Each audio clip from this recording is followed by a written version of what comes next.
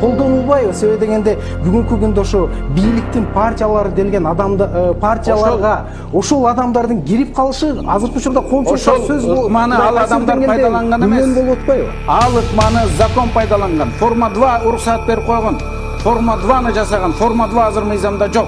Мына мен азыр бийликтин партиясы менен баратам, президент болдум. Мен форма 2-ны колдона албайм, мыйзамда жок. Албетте форма 2 эмес да. А форма 2 болгон. Түйүнө жеткен каржылык ресурс, каршылык ресурс.